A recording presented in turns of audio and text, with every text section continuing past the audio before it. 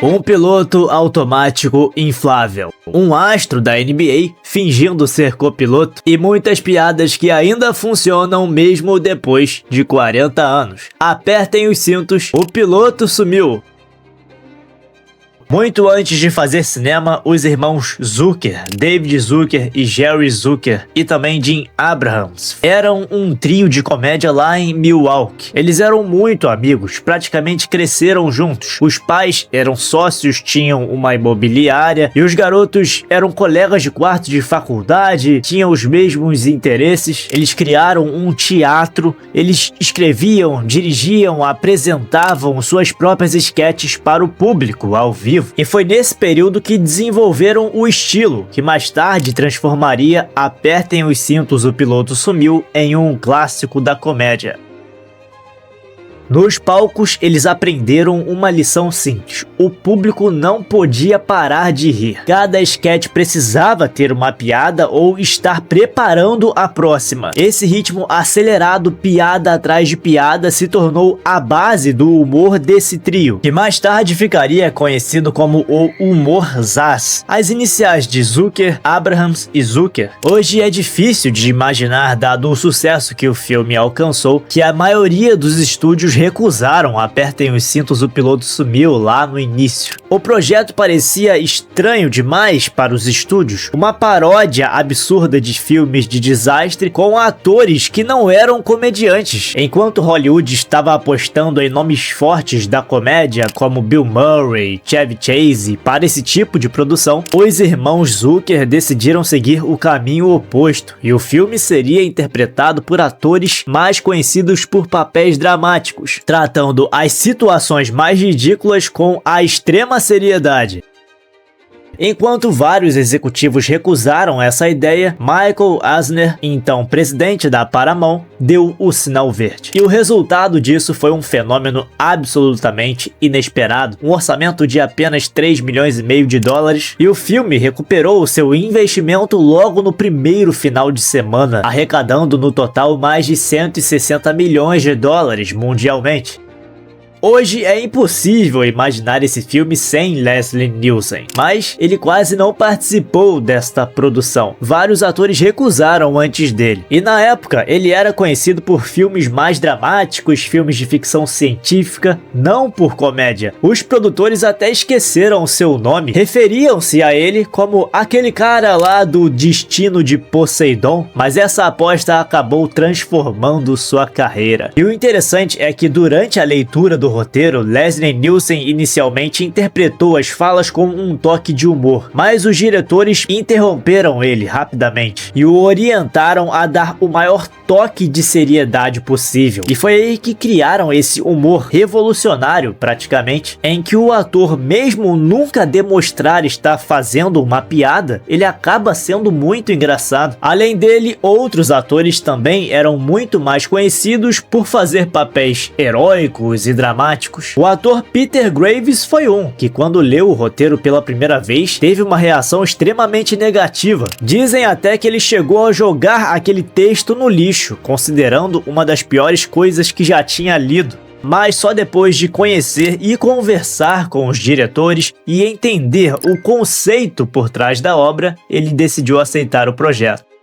Outros atores dramáticos também escalados: Robert Stack, que foi a primeira escolha dos diretores para o filme, e Lloyd Bridges, que durante os ensaios tentava encontrar motivações lógicas por trás das falas do seu personagem. Mas os diretores explicavam que aquilo não era uma comédia tradicional baseada nos personagens. O importante era continuar falando sem parar enquanto o absurdo acontecia ao redor. Então todo mundo se comportava de fato como se estivesse em um drama de verdade, mas ao fundo, no cenário, com todos os elementos, faziam aquilo uma grande combinação absurda e muito engraçada.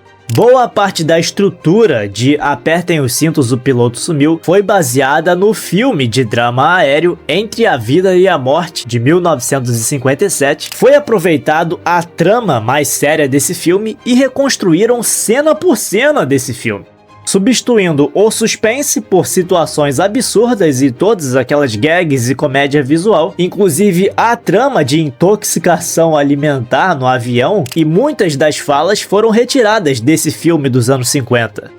Os produtores compraram o direito desse Entre a Vida e a Morte, então estava tudo certo, uma paródia escrachada mesmo, um completo nonsense. Então esse filme Entre a Vida e a Morte é praticamente o apertem os cintos, o piloto sumiu, antes do apertem os cintos, o piloto sumiu.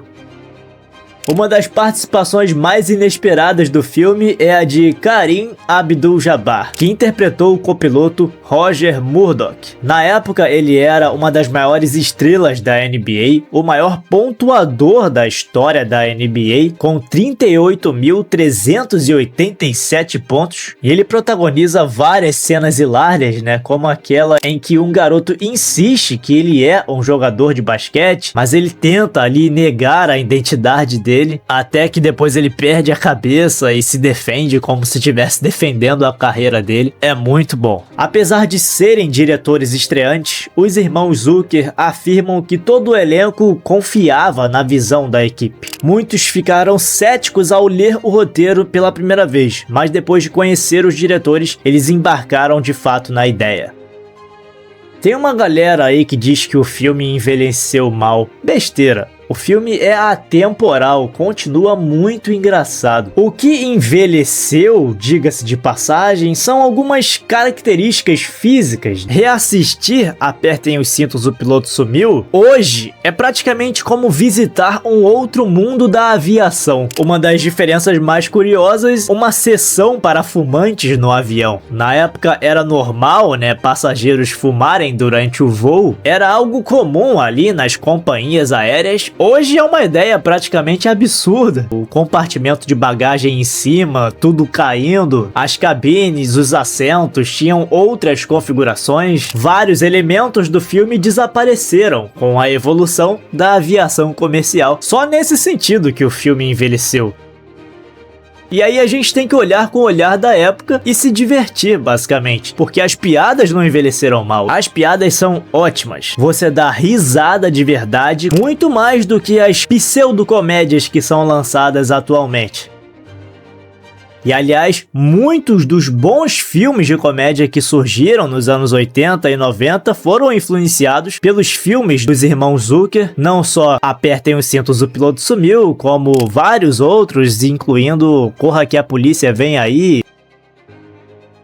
Bom, o resultado de tudo isso qual foi? O orçamento do filme foi de apenas 3,5 milhões de dólares. E em apenas 2 dias de exibição, a bilheteria já tinha recuperado todo o investimento. Apertem os Cintos, o Piloto Sumiu foi filmado em apenas 34 dias e se tornou a 4ª maior bilheteria dos Estados Unidos em 1980, arrecadando mais de 160 milhões de dólares pelo mundo, sendo a comédia de maior arrecadação da história até a chegada dos Caça-Fantasmas em 1984.